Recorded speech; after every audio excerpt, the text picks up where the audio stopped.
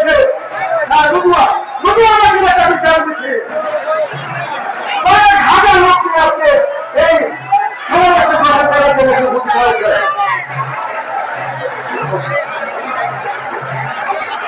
নবুয়াবাসী আপনারা সামনে যান, নবুয়াবাসী সামনে যান। আমরা দেখছি ইতিমধ্যে সাহিত্য ইউনিয়ন বিএনপি মূলত ছাত্রদল স্বেচ্ছাসেবক শ্রমিক এবং মহিলাদের নেতৃত্বে একটা বিশাল মিছিল প্রশাসন করেছেন।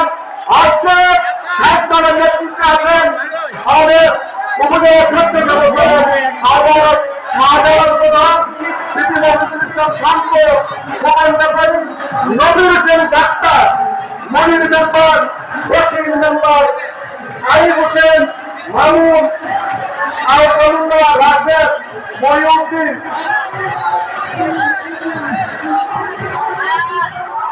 সাহিত্যবাসীকে অভিনন্দন,